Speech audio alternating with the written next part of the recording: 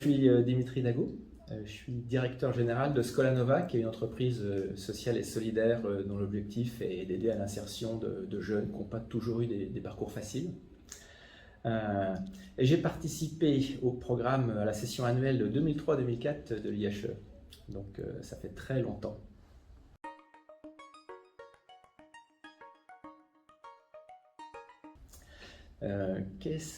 Les souvenirs que ça laisse une session d'IHE? Pour moi, le principal souvenir, c'est les amis. C'est des gens très différents que j'ai rencontrés. Et puis à une époque de la vie où on fait plutôt des rencontres professionnelles. Et quand on est à l'IHE, moi j'ai trouvé qu'on se retrouvait un peu étudiants. On était tous ensemble dans un environnement protecteur, puis on voyageait à travers le monde et on apprenait des choses passionnantes.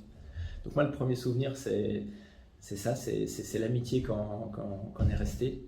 Bon, après, il s'est passé plein de choses merveilleuses que je ne peux pas vous raconter complètement ici, mais des souvenirs de karaoké avec un petit groupe dont mon ami Gerulf à Tsingtao, la ville de la bière en Chine, par exemple. Des souvenirs dans l'avion avec Gaëtan qui n'aimait pas du tout l'avion. Donc c'était aussi des moments compliqués pour passer ces grands vols qu'on devait faire. Et puis plein de moments, on était un petit groupe où on avait une tradition d'aller dans chaque ville où on était découvrir le soir un bar un peu éloigné et philosopher dans le bar. Et donc j'ai plein d'endroits. Et c'est drôle parce qu'on les fait à travers le monde. Tu le fais en Chine, aux États-Unis, à Milan. Donc beaucoup ce côté convivial. Et puis l'autre chose qui était je dirais, plus profond dans ma transformation, c'était le fait de rencontrer différents objets de la société française que je ne connaissais pas. Moi, j'avais entre 35 ans à peu près dans ces eaux-là, et je connaissais bien le monde du business et le monde de l'enseignement supérieur. Donc bon, j'avais deux univers que je connaissais, et là, je me suis mis à rencontrer à un niveau très, très intime, le monde de la politique, le monde des syndicats, le monde des médias.